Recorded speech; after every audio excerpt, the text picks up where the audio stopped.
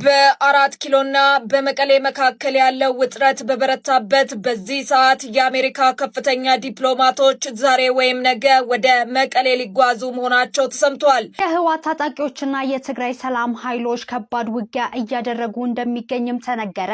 ህወሓት በርካታ ጦር መሳሪያ እየታጠቀ ነው ሲሉ የአብይ አህመድ ሚኒስትር ከሰሱ።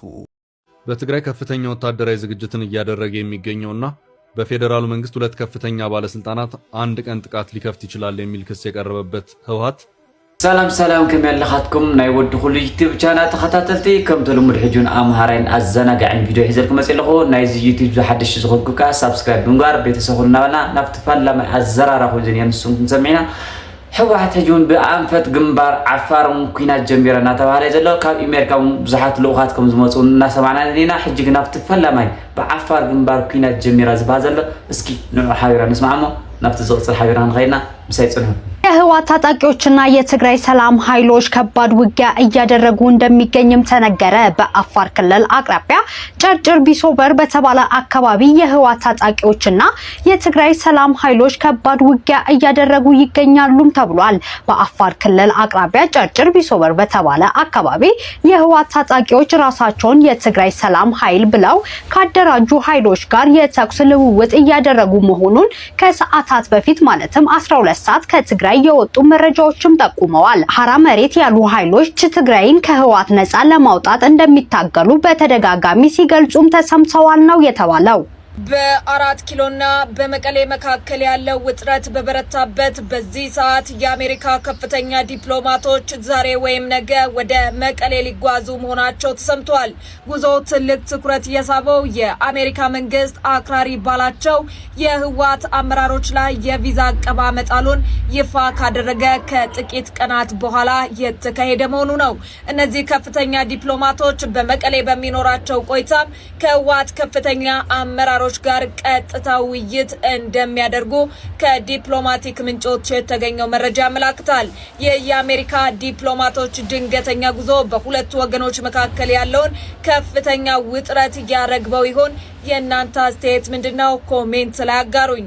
ከምቲ ክትሰምዑ ወጸናሕኹም ሕጂውን ትኩናታት እንዳ ኸረረ እና ጸበበ ዝገዘሉና አምላኽ ኣብዚ ሰውረና ይዛብር ትኩናታት እንድሕር ተጀሚሩ ሕጂውን ብጣዕሚ ከቢድ كسارن عنوتن كمت زخد أمنا خابزي خولناي زوجنا زي تطلعيدو كبدي نيتيبيا ترى زي خونس نملا أفريقيا ونحرق أبو مغالينا بزاقاتامي نقرب نغد حجي نفس الزغصل حجون بزح الزرار زغون فيديوهاتكم حيزنا مسينا لا نسون حابرنا نسمع ህወሓት በርካታ ጦር መሳሪያ እየታጠቀ ነው ሲሉ የአብይ አህመድ ሚኒስትር ከሰሱ። ከባህር በር ጋር በተያያዘ ደግሞ ያለቃቸውን የቀደመ አቋም ውድቅ አድርጓል። የብልጽግናው ሰሞንኛ ስምሪት በውጭም በውስጥም የመገናኛ ብዙሃን ሚኒስትሮችን ጭምር በማሰማራት ወታደራዊ አዛዦችን በመጥራት ህወሓት ላይ ተከታታይ ፕሮፓጋንዳዎችን መስራት ሆኗል። አንዳንዶችም የትግራይ ሰዎችን ከሲኦል ያመለጡ ስለሆኑ እዚህ ምድር ላይ እንዲኖሩ አንፈቅድላቸውም እያሉ ናቸው። እነዚህ ሰዎች ሲኦል አምልጦ የመጡ ስለሆኑ በምድር ላይ መኖር ሊፈቀድላቸው አይገባም። ወደ ሲኦል መሄድ አለባቸው። እኛ ደግሞ እዚህ ምድር ላይ እንዲኖሩ ልንፈቅድላቸው አይገባም ነበር። የደህንነት ሹሙ ሬድዋን ሁሴንና የአብይ አህመድ አማካሪ ጌታቸው ረዳም በቀናት ውስጥ ጦርነት ሊከፈት ነው የሚል ፕሮፓጋንዳን አልጀዚራ ላይ ካስነገሩ ቀናት ሳይሆን ሳምንታት እያለፉ ነው። የአብይ አህመድ ሚኒስትሮች ክስ ቀጥሎ ከሰሞኑ ደግሞ የውጭ ጉዳይ ሚኒስትሩ ጌዲዮን ጢሞቴዎስ በለንደን ቻታም ሃውስ ቀርበው በዚሁ ህወሓት ላይ ክሶችን አሰምተዋል። አገዛዛቸው የፕሪቶሪያው ስምምነትን ያከበረ አድርገው የተናገሩት ሚኒስትሩ በብልጽግናው በኩል የድሮን ጥቃትን መፈጸም፣ ግዛትና ተፈናቃዮችን አለመመለስ፣ ደሞዝ፣ ነዳጅ፣ ሸቀጥ፣ የባንክ ገንዘብን መከልከል፣ የጦርነት ፕሮፓጋንዳዎችን ማከናወን፣ ታጣቂ ኃይልን ማደራጀት የስምምነቱ አካል ናቸውን ብሎ የሞገታቸው ግን የለም። ለስምምነቱ መፍረስ ተጠያቂው ህወሓት ነው ብለው አሁን እየታጠቀ ነው፣ አዳዲስ መሳሪያዎችን በስፋት እያከማችና እየገዛ ይገኛል፣ በጀቱ ወደ ሌላ ተግባር እየዋለው ነው በሚልም ክሳቸውን ቀጥሏል። ከዚህም በተጨማሪ በቀጠናው ከሚገኙ ኃይሎች ጋር ጥምረቶች መፈጠራቸውን በከፍተኛ ድርድርና በከባድ መስዋዕት መስዋዕትነት የተገኘውን ሰላም እየቀለበሰው ይገኛል በማለት ነው የተናገሩት። ሚኒስትሩ ከባህር በር ጋር በተገናኘ ያደረጉት ንግግር ግን ማነጋገሩ አልቀረም። አብይ አህመድ በተለያዩ መድረኮች ላይ ከቀይ ባህር 40ና 50 ኪሎ ሜትር ርቀን ተቀምጠን አንቀጥልም፣ ጉዳዩ የልማት ብቻ ሳይሆን የህልውናችንም ጉዳይ ነው ሲሉ ነው የሚታወሱት። 30ና 40 50 60 ኪሎ ሜትር ያለችን ቀይ ባህር ለመንካት አናልምም ማለት ሚቻል አይመስለኝም። እኛ ህልመኞች ነን። የቀይ ባህር ጉዳይ ለኢትዮጵያ የህልውና ጉዳይ ነው። 130 ሚሊዮን ህዝብ ጫፉ ተሰምሮለት ተዘግቶ እስር ቤት ሊቀመጥ አይችልም። ሚኒስትራቸው ጌዲዮን ጢሞቴዎስ ግን ከሰሞኑ የባህር በር ጉዳይ የልማትና ቀጠናዊ እርስ በርስ የመደጋገፍ ጉዳይ እንጂም ሌላ ዓላማ የለውም ሲሉ ነው ንግግራቸውን ያቀረቡት። ፊልድ ማርሻል ብርሃኑ ጁላ በባሌ የሚሆን በቦሌ ያሉለት አብይ አህመድ እንደ ህዝብ እንበላቸዋለን ሲሉ የተናገሩለት የኦህዴድ ጡረተኞች በኃይል ወስዳችሁታልና በኃይል ይመለሳል ሲሉ የከረሙት የቀይ ባህር ጉዳይ አሁን በአመዛኙ እየተቶ የመጣ ሲሆን እነ ጌዲዮንም አጀንዳውን በዝቅተኛ ደረጃ ማቅረብ ጀምሯል። በእርግጥ ብልጽግና በጉዳዩ ላይ አፈግፍጓልን የሚለውን ጥያቄ የሚያነሱ ቢኖሩም ዋነኛው ምክንያት ግን በቅርቡ የተደረገው የኦህዴድ ብልጽግና አመራሮች ስብሰባ አቅጣጫ እንደሆነ ለመረዳት አያዳግትም። አገዛዙ እየተጣመሩብኝ ነው ያላቸውን ኃይሎች ቅንጅት የሚፈጥሩና የሚታገሉት ከሆነ አደጋው የከፋ ይሆናል። ስለሆነም ለአንደኛው የሰላም አጀንዳን በመስጠት ከፋፍሎ ማጥቃት ያስፈልጋል በሚል መምከሩን መዘገባችን የሚታወስ ነው። የኤርትራ ጉዳይ ከወራት በፊት ከነበረው በተለየ መንገድ እየቀረበ ያለበት አሁናዊ ምክንያትም ከዚሁ እቅዱ ጋር የተገናኘ ሊሆን እንደሚችል ይገመታል። በትግራይ ከፍተኛ ወታደራዊ ዝግጅትን እያደረገ የሚገኘውና በፌዴራሉ መንግስት ሁለት ከፍተኛ ባለስልጣናት አንድ ቀን ጥቃት ሊከፍት ይችላል የሚል ክስ የቀረበበት ህወሓት በዛሬው ዕለት ድንገተኛ ጥቃትን ያደረሰ መሆኑን የሚያመለክት አንድ መረጃ ወጥቷል። ይዘነዋል። በነጌታቸው ረዳ የሚመራው ስምረት ፓርቲ ዛሬ ሰኔ 15 ቀን የሚከበረውን የትግራይ ሰማዕታት ቀን ምክንያት በማድረግ ጠንከር ያለ መግለጫ አውጥቷል። ፓርቲ ያቀረበውን ከባድ ክስና በትግራይ ፖለቲካ ላይ የተቀጣጠለውን ውጥረት በተመለከተ ሙሉ መረጃውን እናደርሳለን። የእስራኤል መንግስት ኢትዮጵያዊ መሰረት ያላቸውን እስራኤላውያን ወታደሮችን ወደ ሶማሊላንድ ማሰማራቱን የሚገልጽ አዲስና አነጋጋሪ ሪፖርት ይፋ መሆኑን ይዘናል።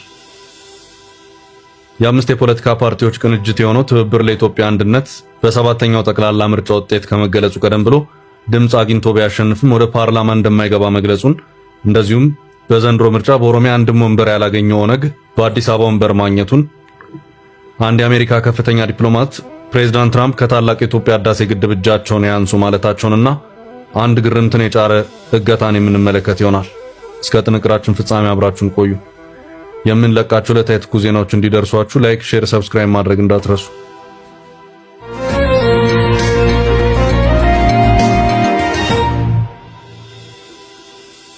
ህወሓት ድንገተኛ ጥቃት ሰነዘረ። ህወሓት በዛሬው ዕለት ድንገተኛ ጥቃትን ሰንዝሯል። ጥቃቱ የሞርታር ጥቃት መሆኑ ታውቋል። ጥቃቱ የተፈጸመው ህወሓት ከፍ ያለ ታጣቂ ኃይሎቹን እያከማቸ ባለበት የአፋር አካባቢ ነው። ትግራይና አፋር ክልል በሚዋሰኑባትና በአፋር ክልል ውስጥ በምትገኘው መጋሌ ወረዳ ላይ የተሰነዘረ ጥቃት ሲሆን ህወሓት በተመሳሳይ መልኩ ከዚህ ቀደም በዚሁ አካባቢ ታጣቂዎቹን እስከ 15 ኪሎ ሜትር ድረስ አስርጎ አስገብቶም የነበረ መሆኑ የሚታወስ ነው። በጊዜው የህወሓት ታጣቂዎች በዚሁ አካባቢ 6 መንደሮችን ተቆጣጥረው በአፋር ክልል የሚንቀሳቀሱትንና የነደብረጽዮንን ቡድን ከትግራይ እናስወግዳለን በሚል ነፍጥ ታጥቀው የሚንቀሳቀሱትን የሐራ መሬት ታጣቂዎች ለመደምሰስ ሞክረው ነበር። ነገር ግን የተደረገው ጥረት ውጤት ያመጣበት ሁኔታ አልታየም። ይህ ታጣቂ ኃይል ወደ ትግራይ ዘልቆ አደጋ ሊፈጥር ይችላል የሚል ስጋት ያደረበት የነደብረጽዮን ቡድን በዚሁ ትግራይ አፋር አዋሳኝ አካባቢዎች ጠንካራ ኃይልን ያከማቸ መሆኑ የሚነገር ሲሆን ያሁን ወደ አፋር ክልል መጋሌ ወረዳ የተነጣጠረው ይሄው የሞርታር ጥቃት ከዚሁ ጋር የተያያዘ ነው ተብሏል። ህወሓት ከዚህም በተጨማሪ በቅርቡም በአማራ ክልል ዋግምራ ብሔረሰብ አስተዳደር ዞን የአገው ዴሞክራሲያዊ ንቅናቄ አድን የተባለ በአካባቢው የሚንቀሳቀስ ታጣቂን በማገዝ ታጣቂው አበርገሌና ጻግብጅ የተባሉ ወረዳዎችን በመቆጣጠር ከአካባቢው በርካታ ነዋሪ እንዲፈናቀል ማድረጉን የሰሞኑ መረጃዎች ሲያመላክቱን ከርመዋል። ህወሓት በዚህ አካባቢ ወደ ትግራይ ለመግባት በትጥቅ የሚንቀሳቀሱ የሐራ መሬት ታጣቂዎች አሉ የሚለው ስጋት አለው። የዘገባው ምንጭ የሆነው ቢቢሲ በሰሞኑ ዘገባው ለትግራይ ክልል አዋሳኝ በሆኑ የዋግምራ አካባቢዎች ራሳቸውን የትግራይ ሰላም ኃይል ብለው የሚጠሩና በተለምዶ የሐራ መሬት ታጣቂዎች የሚባሉት እንደሚንቀሳቀሱ ይነገራል ሲልም አስታውቋል። በሌተናል ጀነራል ታደሰ ወረደ የሚመራውን የትግራይ ጊዜያዊ አስተዳደር ቀሪ አድርጎ የክልሉን ስልጣን የተቆጣጠረው የደብረጽዮን ገብረ ሚካኤል ኃይል በትግራይ ከፍተኛ የህዝብ ቅሬታ እየተሰማበት በመሆኑ ማናቸውም እንቅስቃሴዎች ለህልውና ያሰጉኛል የሚለው ድምዳሜ ላይ ደረሰ መሆኑም እየተመለከተ ነው። በዚህም በትግራይ የሚተገበርና ዜጎች ላይ እስከ ሞት ቅጣትን የሚቀጣ እጅግ ከባድ ረቂቅ ህግን ያዘጋጀ ሲሆን ይሄው ረቂቅ ህግ ጸድቆ ወደ ስራ እንዳይገባም በርካቶች እየተቃወሙት ይገኛሉ። ከህጉም በተጨማሪ ተከበናል በሚል ህወሓት በትግራይ አስገዳጅ ወታደራዊ ምልመላን ጭምር እያካሄደም ይገኛል። ህወሓት የፌዴራል መንግስት እንደዚሁም የሐራ መሬት ታጣቂዎች ስጋቴ ናቸውም እያለ ነው። የተወረሩ የትግራይን ግዛቶች እናስመልሳለን በሚልም በአሁኑ ሰዓት በትግራይ መጠነ ሰፊ ወታደራዊ ዝግጅት እየተካሄደ ነው። ከፍተኛ ውግዘትን እያስከተለ የሚገኘው የወጣቶች ወታደራዊ አፈሳም ክልሉን አስጨንቋል። በዚሁ የህወሓት ጥቃት በደረሰበት የአፋር አካባቢ የክልሉ የጸጥታ ኃይሎች የነበሩ መሆኑ ታውቋል። በጥቃቱ የደረሰውን ጉዳት የተመለከተ እስካሁን ባለው ሁኔታ የወጣ ዝርዝር መረጃ የለም።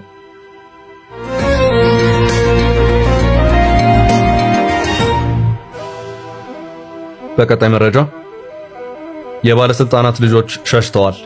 የጠቅላይ አማካሪ ስምረት ፓርቲ ሰኔ 15 ቀን የሚከበረውን የትግራይ ሰማዕታት ቀንን ምክንያት በማድረግ ጠንከር ያለ ወቅታዊ መግለጫ በዛሬው ዕለት አውጥቷል። ፓርቲው ባወጣው መግለጫ ላይ ትግራይ ጀግና ሰማዕታት የሞቱለት እውነተኛ ዓላማ ሰላምን፣ ልማትን፣ የዲሞክራሲ ስርዓትንና ፍትሃዊ አስተዳደርን ለመገንባት እንደነበር በስፋት አስታውሷል። ሆኖም ግን በአሁኑ ወቅት በትግራይ ክልል ውስጥ የበቀለ ጠባብ ቡድን ይህንን ታሪካዊ አደራ በመዘንጋት የሰማዕታቱን መስዋዕትነት ለቡድን ጥቅምና ለስልጣን ማጠናከሪያ መሸቀጫ አድርጎታል ሲል በጽኑ ወቅሷል። ይህ በእንዲህ እንዳለ ስምረት ፓርቲ በትግራይ ውስጥ ወጣቶችን ያለ ፍላጎታቸው ወደ ውትድርና የማስገባት ወይም የግፋ ተግባር በስፋት እየተከናወነ መሆኑን በመግለጫው በይፋ አውግዟል። ይህ ድርጊት ወጣቶች በሰላም እንዳይኖሩ ማድረጉንና ዓላማው ባልታወቀ ጦርነት ውስጥ እንዲማገዱ ምክንያት እየሆነ ነው ሲል ፓርቲው ስጋቱን ገልጿል። ይህ መግለጫ የወጣው በክልሉ ነዋሪዎች ላይ አሜሪካ የቪዛ እገዳ መጣሏን ተከትሎ በተፈጠረው አዲስ የፖለቲካ ውጥረት ወቅት ነው። ስምረት ፓርቲ በመግለጫው ላይ እንዳለው የተወሰኑ መሪዎች የራሳቸው ልጆች አስተማማኝ ወደ የውጭ ሀገር በመላክ የደሃ ልጅ ግን በትግራይ ምድር ሰላም አጥቶ እንዲኖር እያደረጉት ነው ሲል ከሷል። በመጨረሻም ስምረት ፓርቲ ሰማዕታትን ህልምና ዓላማውን ለማድረግ ሁሉም የለውጥ ፈላጊ ኃይሎች በአንድነት እንዲቆሙ ጥሪ አቅርቧል።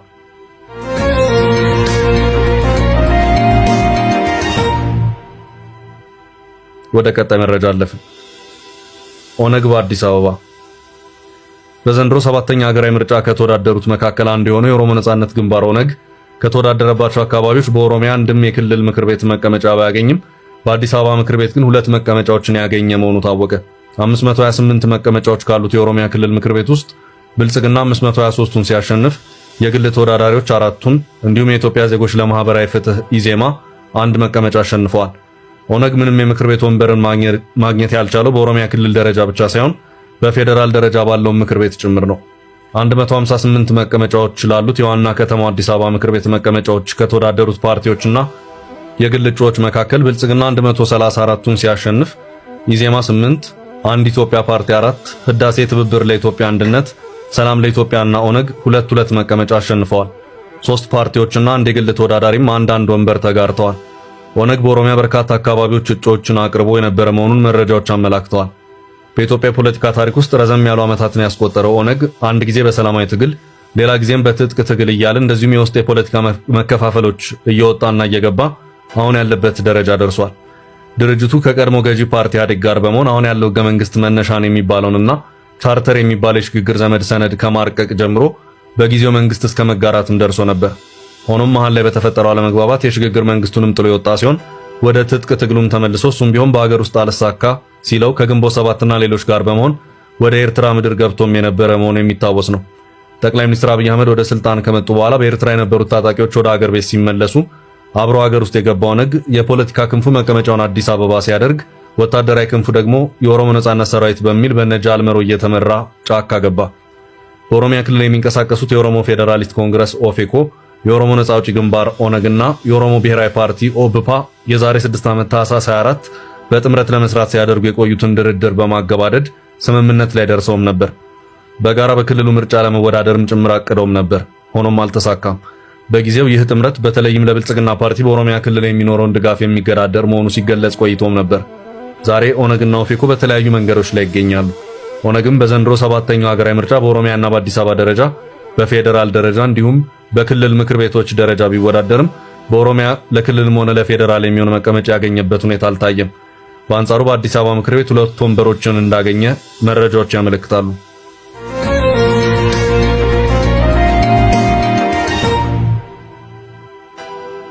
በቀጣይ መረጃ ከራዳር ውጭ የተደረገው ሚስጥራዊ ወታደራዊ ስምሪት የእስራኤል መንግስት ኢትዮጵያዊ መሰረት ያላቸውን እስራኤላውያን ወታደሮች ወደ ሶማሊላንድ ማሰማራቱን የሚገልጽ አዲስና አነጋጋሪ ሪፖርት ይፋ ሆኗል።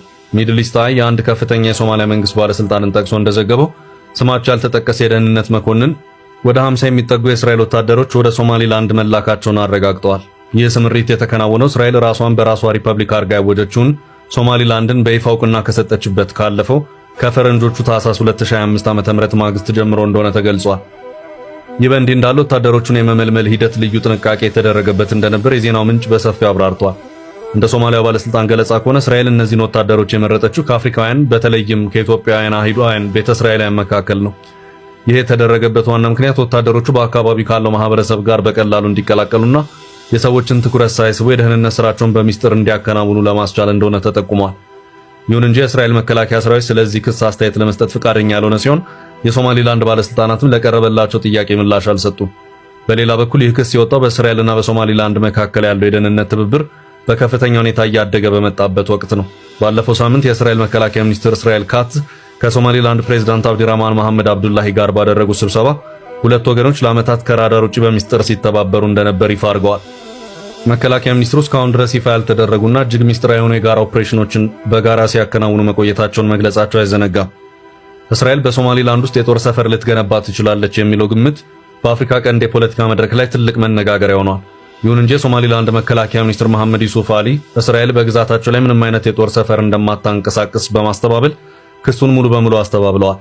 ምንም እንኳን የማስተባበያ መግለጫዎች ቢሰጡም የቀጠናው የፖለቲካ ተንታኞች እንደሚሉት ከሆነ ይህ አዲስ የደህንነት ጥምረት በሶማሊያ በኢትዮጵያና በሌሎች የጎረቤት ሀገራት መካከል ያለውን የኃይል ሚዛንና ዲፕሎማሲያዊ ግንኙነት ሊቀይረው እንደሚችል በሰፊው እየተነገረ ይገኛል።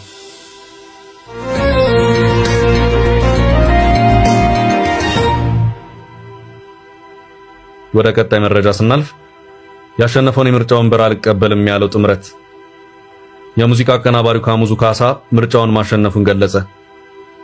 የአምስት የፖለቲካ ፓርቲዎች ቅንጅት የሆነው ትብብር ለኢትዮጵያ አንድነት በሰባተኛው ጠቅላላ ምርጫ ውጤት ከመገለጹ ቀደም ብሎ ድምፅ አግኝቶ ቢያሸንፍም ወደ ፓርላማ እንደማይገባ መግለጹን መዘገባችን ይታወሳል። ምርጫ ቦርድ አጠቃላይ ምርጫ ውጤትን ይፋ ማድረጉን ተከትሎ ጥምረቱ 7 ወንበሮችን አሸንፏል። ቀደም ሲል ቅንጅቱ ያቀረባቸው ቅድመ ሁኔታዎች የማይሟሉ ከሆነ ምክር ቤት እንደማይገባ ገልጾ ነበር። ጥምረቱ በተደጋጋሚ ያወጣቸው ቅድመ ሁኔታዎች እንዳልተሟሉ በመግለጽ ከምርጫው ራሱን እንደሚያገል ሲያሳውቅም ቆይቷል። ጥምረቱ ከምርጫው ከሁለት ቀን በኋላ ነበር ቢያሸንፍ ምክር ቤት እንደማይገባ የገለጸው። ትናንት ብሔራዊ ምርጫ ቦርድ ይፋ ባደረገው አጠቃላይ ምርጫ ውጤት ትብብር ለኢትዮጵያ አንድነት 2 የህዝብ ተወካዮች ምክር ቤትና 5 የክልል ምክር ቤት መቀመጫዎችን ማሸነፉ ታውቋል። ጥምረቱ በምርጫው 1032 እጩዎችን በማቅረብ ከብልጽግናና ከኢዜማ ቀጥሎ በአገር ደረጃ ከፍተኛ ተመራጮችን ለተለያዩ ምክር ቤቶች ያስመዘገበ ሶስተኛው ፓርቲ ነው።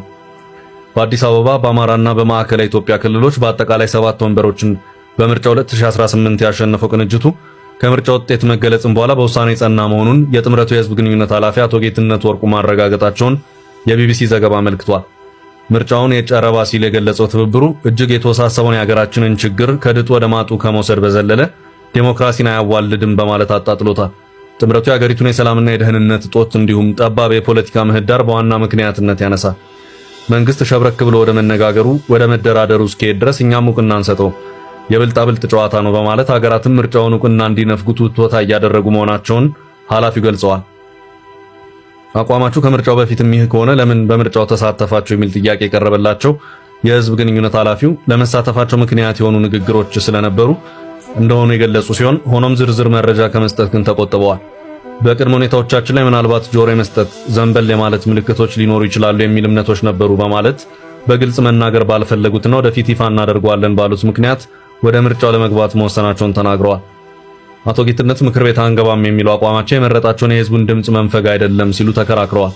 በኢትዮጵያ ምርጫ ታሪካዊ በነበረው ምርጫ 97 ላይ ከነበረው የቅንጅት አቋም ጋር የተመሳሰለ ውሳኔ ማሳለፉን በተመለከተ ለቀረበላቸው ጥያቄ ኃላፊው ሁኔታው የሰማይና የምድር ያህል ነው ብለዋል። በ7 ኪስ ቦታዎች ላይ ተሰጥቶን ይህን ተቀበልና ሌላውና ቆይ ከምንባል ለታላላቅ ጥያቄዎች መልስ እንፈልግ የሚል ነው ሲሉ አቋማቸውን የማመዛዘን የማበላለጥ እንደሆነ ገልጸዋል። ሆኖም ኃላፊው መንግስት ላስቀመጧቸው ቅድመ ሁኔታዎች ለመነጋገር ቀና ምላሽ ከሰጠ ውሳኔያቸውን እንደሚቀለብሱ ተናግረዋል። አንገባም ማለት ለዘላለም አንገባም ማለት አይደለም በማለት ኳሱ መንግስት ሜዳ ላይ ነው ብለዋል።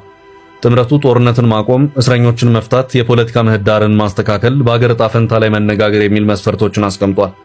የአፓ መያድና እናት ፓርቲን ጨምሮ 5 ፓርቲዎችን ያጣመረው ትብብር ለኢትዮጵያ አንድነት ድምጽ ያገኙ 7ቱ ተመራጮች የጥምረቱን ውሳኔ አሻፈረኝ ብለው የሚገቡ ከሆነ እርምጃ እንደሚወስድም አስጠንቅቋል።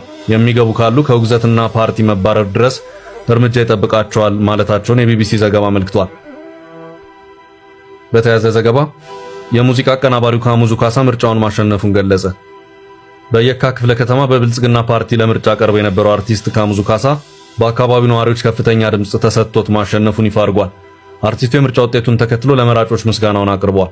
ታዋቂው አርቲስት ካሙዙ ካሳ በየካ ክፍለ ከተማ በተካሄደው ምርጫ ብልጽግና ፓርቲን ወክሎ በመወዳደር አብላጫ ድምጽ በማግኘት ማሸነፉን በይፋዊ ማህበራዊ ትስስር ገጹ አስታውቋል። አርቲስቱ ባስተላለፈው እንኳን ደስ አላችሁ መልእክት ለምርጫው መሳካት ላደረጉት ድጋፍ የአካባቢውን ነዋሪዎችና መራጮቹን አመስግኗል። እንደ ብልጽግና ፓርቲ ከፍተኛ ድምጽ በማግኘታችንና በአካባቢው ማሸነፋችን ታላቅ ድል ነው ሲል የገለጸው በድል አድራጊነት ስሜት ኢትዮጵያ አሸንፋለች የሚል መልእክት አስተላልፏል።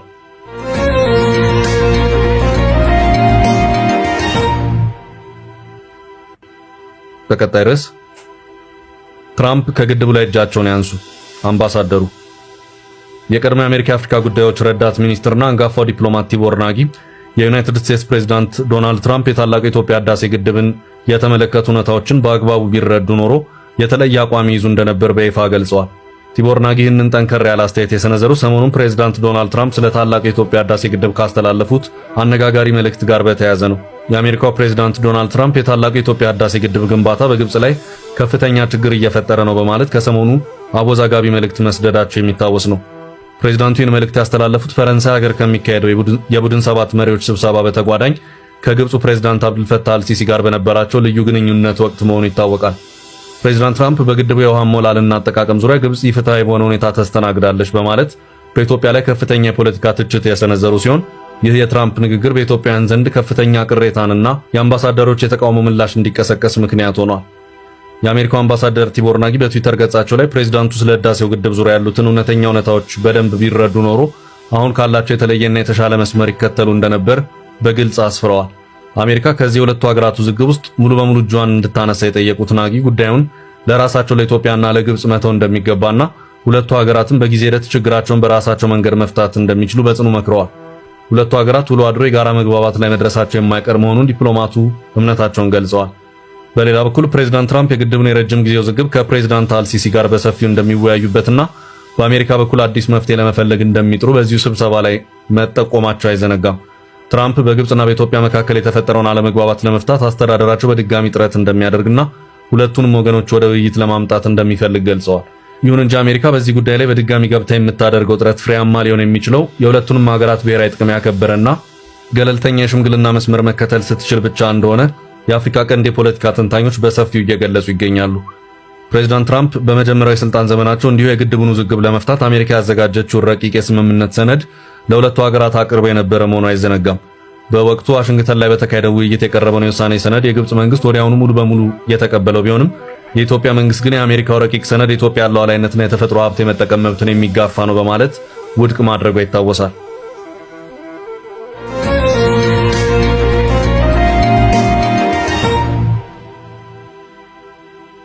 ወደ ቀጣይ ርዕስ አለፍን። በኢትዮጵያ ለመጀመሪያ ጊዜ የውጭ ሀገራት ዜጎች የእገታ ወንጀል ፈጸሙ።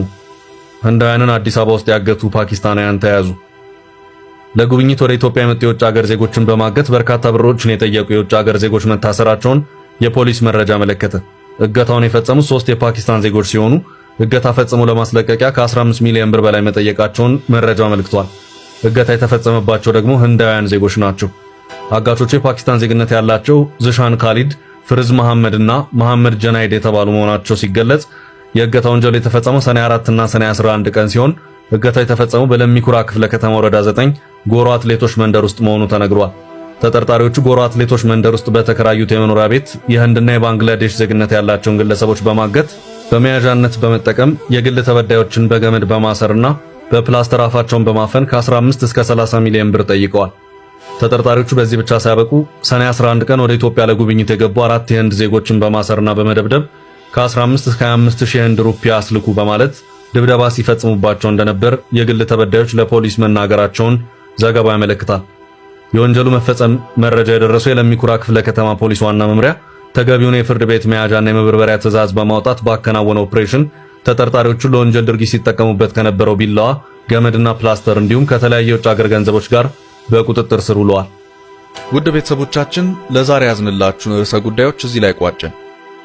ላይክ፣ ሼር እና ኮሜንት በማድረግ ለቻናላችን ድጋፋችሁን መግለጽ እንዳትዘነጉ እያልን ከሌሎች መረጃዎች ጋር ደግመን እስክንገናኝ ቸር ያሰማን ስንል ተሰናበትን። እሺ ክቡራት ተከታተልቲ ናይ ሎም ማዓንቲ ትሕዝቶይ እዚ መስኒር ኣብ ቀጻላይ ክሳብ ንራኸብ ሰናይ ቅነ ሳብ ሽዕግን ሰብስክራይብ ናገርኩም ጽኑ